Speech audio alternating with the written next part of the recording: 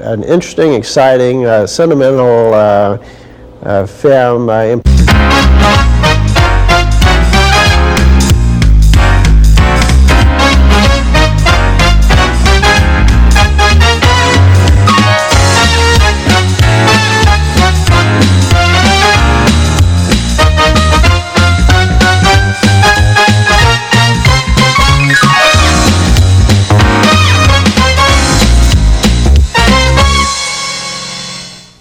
Greetings, this is Top Hat and Buttered Popcorn. My name is John Savers, I'm your host, and today we'll take a look at a recent film, Armageddon. This is a Jerry Bruckheimer produced, Michael Bay directed film, has photography by John Schwartzman, music by Trevor Rabin, the special effects, visual effects, Pat McClure. It's a vast cast. A large number of actors in this particular field, led by Bruce Willis, also Ben Affleck, Liv Tyler, Will Patton, Owen Wilson, Peter Stormare, Steve Buscemi, and just many. Billy Bob Thornton also is in there. The production values are rather good. It is a film that cuts many times to various places. It sprawls, of course, across the universe, more or less. The editing, therefore, is very good. The photography was outstanding and sometimes beautiful. The special effects were sometimes outstanding, and yet at other times, particularly in depicting the threatening rock, seemed to be somewhere between Star Trek and Doctor Who.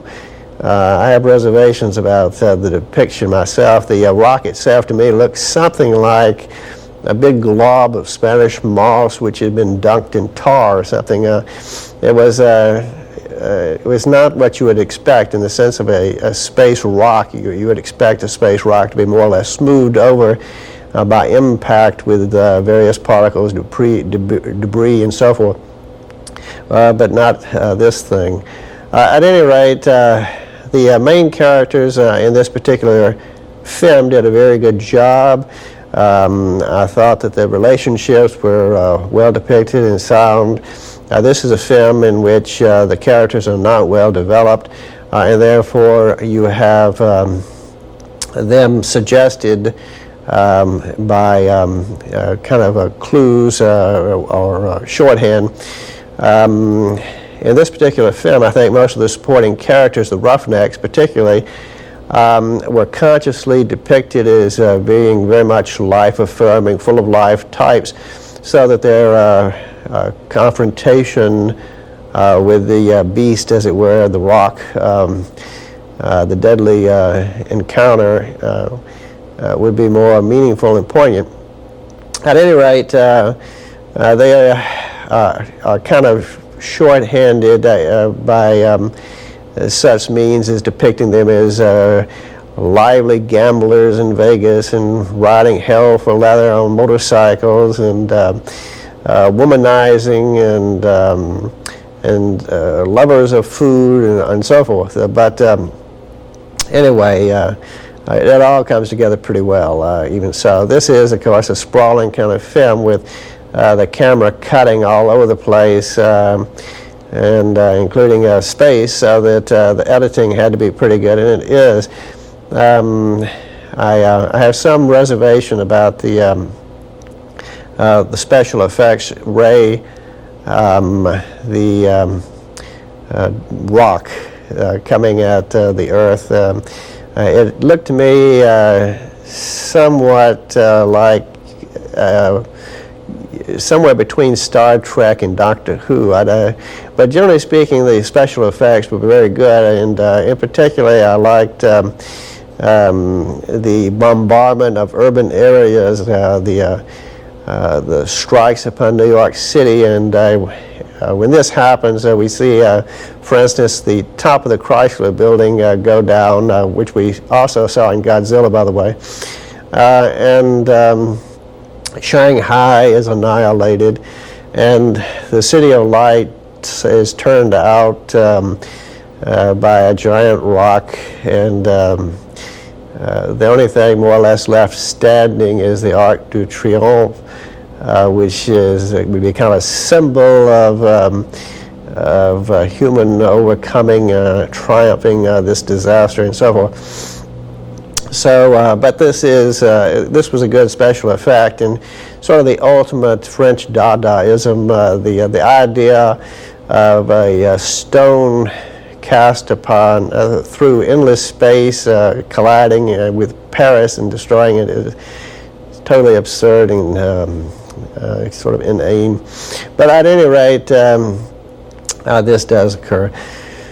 Well, the film opens up with a depiction of the Earth and an overvoice saying, "This is the Earth. This is the time when the dinosaurs roamed a fertile and verdant Earth, but all this changed when a rock about 6 miles wide struck and threw with a force of something like 10,000 nuclear bombs, tossing up a trillion tons of dirt and debris, darkening the skies, making the sun powerless to penetrate for 1,000 years, bringing on an ice age and the end of the dinosaurs." Parenthetically, on another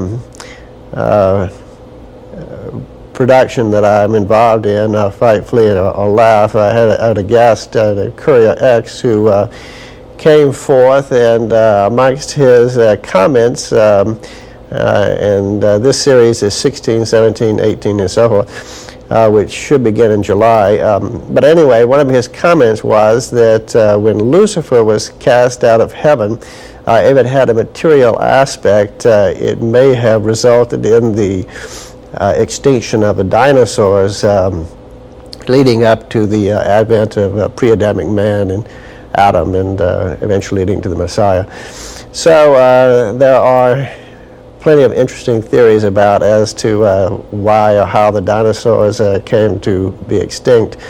But at any rate, after this introduction, we fast forward 65 million years into the present time, and we have a depiction of Billy Bob Thornton at the controls in Houston, NASA.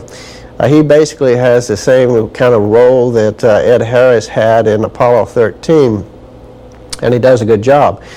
He and the others there have monitors and are witnessing an astronaut working on a space station or shuttle orbiting some kind of little problem or other. They're kind of guiding him in his work and so forth. Suddenly, the vehicle comes into danger. There's a fusillade of little meteors or something striking out. It kind of is depicted like tracer bullets in the old war films. At any rate, they begin to hit with great force the space vehicle and also the astronaut, killing the astronaut. Billy Bob Thornton there in Houston, what is going on, find out what's happening here and so forth. It's a meteorite shower, says one. Well, wake up with 11,000 people and get on this. So we also get early depictions of a raining of heavier rocks on various parts of the Earth.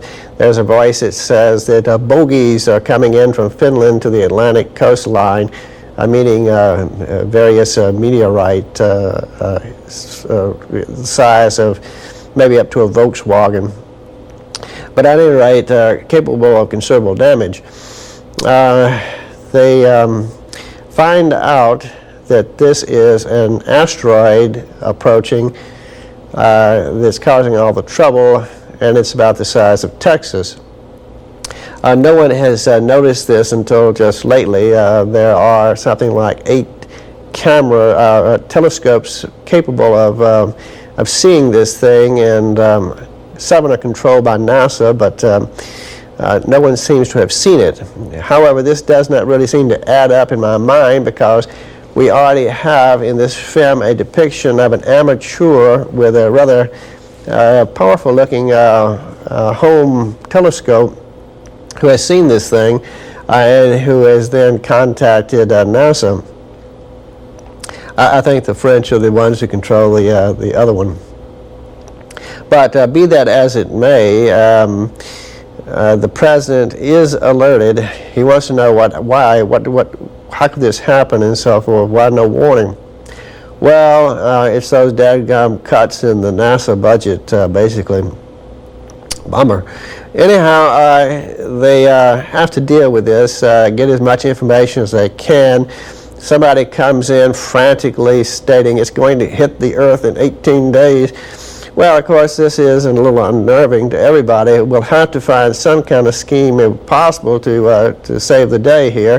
They tell Mr. President, that is Billy Bob Thornton's Mr. Truman, a name that seems to be popular nowadays, that this is a Earth killer. All life form, even single-cell creatures such as bacteria, are going to go extinct.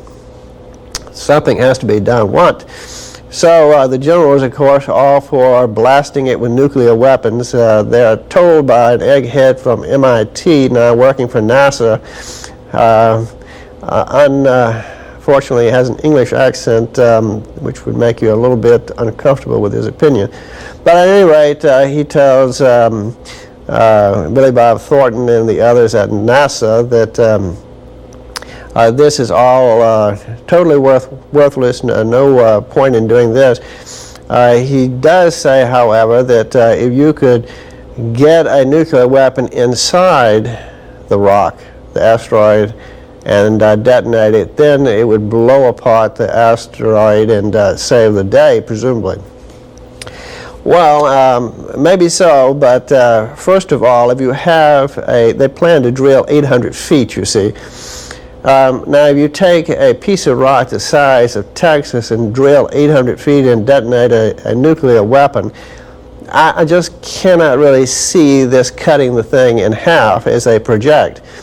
And secondly, this asteroid is bound to have fissures, erratic, unknown, going off in every which way, so that any detonation is going to cause a cleavage along a multiple fault line, which will sunder the thing in many ways, but not in two.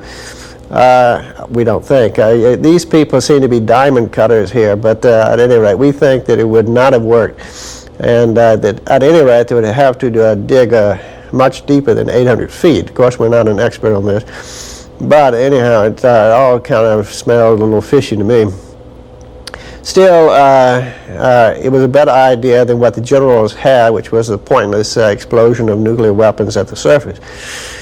So now that they have come up with a plan how to bring it into effect, they have, of course, their in-house astronauts totally incompetent for this particular job, but gung-ho. Billy Bob says we've got to find the best driller in the world and send him up. And this investigation leads them to Bruce Willis's character, Harry Stamper. Now, Stamper is with his roughneck crew of Ben Affleck, his Steve Buscemi, and so forth, Patton and whatnot.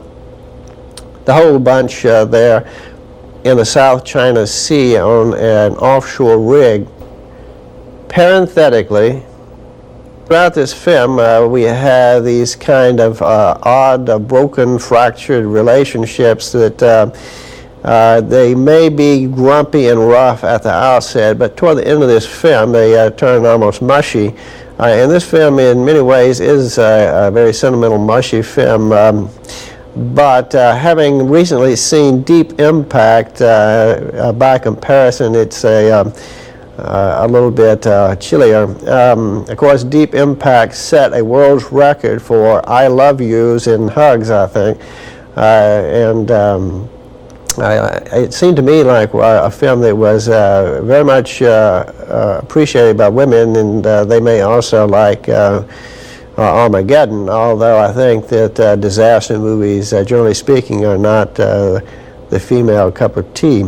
Still, there's this relationship. It opens up in this scene with Willis's Harry Stamper hitting golf balls at a hectoring Greenpeace ship. They then have some kind of problem with the drilling that causes him to look up young Ben Affleck, finds him kind of a dereliction of duty here, and then he finds his daughter hiding under the sheets also with him, and this sets off a scene kind of played for humor in which he is chasing Affleck all over the place, shooting at him with a shotgun as I make it. But at any rate, this whole thing is interrupted by the arrival of helicopters with a no-nonsense general on it who says, "Harry Stamper, yep, your president wants you, get on the elevator, get on the helicopter at once," and so forth. He said, "Well, can my daughter go?" "Yep, okay." So off they go to Houston. Billy Bob Thornton is there to give them the latest data. The world's about to end unless you can drill this hole. Will you do it? Okay. So they get going on this, and Harry says, "One proviso, I don't want any of those guys, those astronauts. They don't know anything about drilling. I want to bring my own people. If all they got to do is drill, I'll take my own crew. Thank you." So here we have a kind of combo team of the Roughnecks and astronauts attacking this creature. Now, at one point later in the film, this creature is almost talked about as if it was alive. You know, it knows we're trying to kill it and stuff. Thereafter, played for humor, rounding up of the Roughnecks who are on a kind of a rest and recuperation leave ever since Harry Stamper went off in the helicopter. I have to look up Ben Affleck. He was fired for his shenanigans with the daughter. And get him roped back in, and so this is all done, and we get these guys out from Vegas and on cycles, being pursued by cops and go-go dives and other kind of stuff. We also have the Will Patton character played up in this family-affirming kind of deal. He is the father of a kid, apparently without nuptials. Anyway, the woman involved has a court order keeping him away. The kid does not know, the son does not know that he's the father, and we see him sort of attempting to relate as he becomes aware that he is going on this very dangerous trip. So in times like this, the deeper values presumably well up. At any rate, the training of the astronauts began. It's all played for humor, and that process is concluded. They have one 24-hour raise hell period before shooting off to the debris in space, and so we have this. They're also played for humor and kind of absurd situations in which the Steve Buscemi character, who is part genius, part lecher, we are told somehow manages to get $100,000 cash borrowed from a loan shark, which he blows in a big party in New Orleans, apparently in a kind of a strip place. And then the next day it's time to go to deep space, I guess. Anyway, they have this unlikely setup where they're going to fire two shuttles, one called the Independence, led by the Ben Affleck group, and the other, the Freedom, led by Bruce Willis. There are astronauts along to do the actual flying and so forth, and technical stuff non-related to the drilling. So we see this. It's very pretty to see, interesting to see the two going off as they did in tandem almost. It is, I think, something that would never happen, fraught with danger, that looks like these two space satellites are within a couple of, well, maybe 100 yards of each other. One goes off a few seconds before the other. Going on up, they decide to jettison fuel tanks and so forth. So the lead shuttle jettisons fuel tanks, which seem to imperil the space shuttle below. I just cannot possibly see how NASA could formulate such a plan.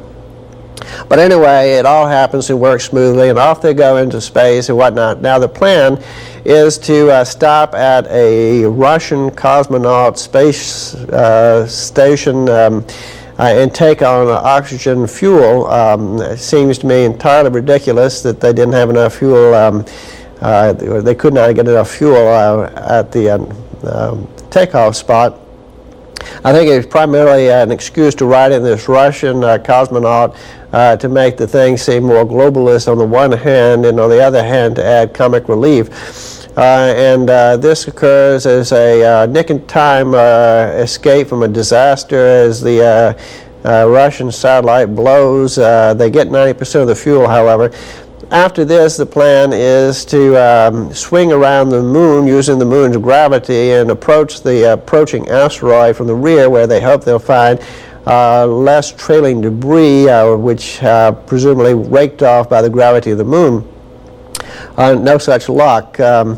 Also, there is a line that once this asteroid, this Texas-sized stone, crosses, it makes no difference what they do. It's going to hit the Earth in extinction. It makes no difference where on the Earth it hits. The same result, total extinction. Well, this is a worrisome deal. They approach from the rear, and it's extremely hazardous, bizarre looking. It almost looks like spelunkers of some sort, a cave-like setting here. The Independence gets wounded by rocks and whatnot and goes down. The only survivors being Affleck, Bear, and the cosmonaut. And on the other hand, the Freedom overshoots by 26 miles. And so they're separated, don't know what's happening. They're losing communication with Houston. Now, Director Michael Bay uses all the techniques to drum up tension and so forth. We have the tugs at the heart by the concerned women for the men. We have the looking of the clocks, the ticking of the clocks. We have concerned individual faces, such as Billy Bob Thornton's character and so forth. We have masses of people gathered before Taj Mahal and whatnot, and people concerned, shot of the Pope, all this kind of deal. Many cuts, various ways to engender tension. Also, there is an internal conflict between the president and the military and their desire to blow up hydrogen bombs on the surface, if nothing else, is a kind of a wild haymaker attempt at knocking this thing out, this rock out, and the more scientifically oriented crew led by Billy Bob Thornton and his experts. So the president has a secondary plan, which is basically to blow up detonate the nuclear weapon no matter what, no matter where it is, and regardless of whether it does any good. So they have these kinds of tensions. We have the astronauts then in a potential conflict with roughnecks because the astronauts are of the type, it's the law. They're going to follow those commands given no matter what. Well, back on the asteroid, they begin the process of digging, or at least the Freedom does. They find out they have landed on about 50 feet of iron amalgam, the hardest kind of stuff you can imagine. And you could not pick a worse place to try to dig this 800 feet. Anyway, they begin to do it. Meanwhile, we get a shot of the Independence, and it turns out that Affleck and the cosmonaut Bear all survived. They get into this drilling all-terrain device called the Armadillo blast out of the shuttle and start making their way for the Freedom, which they can reckon by a certain blip. They are getting over to the vicinity of a Grand Canyon-like facility. They decide to go for it, shoot over it, and succeed. But meanwhile, it is tough going. They're not making much headway over at the Freedom. The colonel is getting an order to go ahead and maybe go to the secondary plan. Skipping ahead now, Willis finally prevails with basically the idea there's not going to be any Earth, there's not going to be any Pentagon. So, you know, why follow these orders? You know, they don't make sense. Anyhow, they manually stop this ticking. They go ahead and try the digging. Things are going along tough. Finally, there is what amounts to earthquake, volcanic type deal. It was very peculiar. This thing seems to vent, to have a hot center, and to be venting hot gases or something. It's exceedingly unlikely. But anyway, this gets and blows up the Freedom's Armadillo, so they're left without any means of drilling any further. Lo and behold, just about this time like the cavalry, Ben Affleck shows up with his Armadillo. Yay! Billy Bob is counting it off, 795, 798, 800, yay, they got it. So we are going now to plant this bomb and get the hell off this asteroid. It's got to be set off by hand. Just as he blows it, he has a kind of a classic life before your eyes expiration. Now, his vision is almost entirely that of his daughter from babe to womanhood, so it's basically, this is the only thing that matters.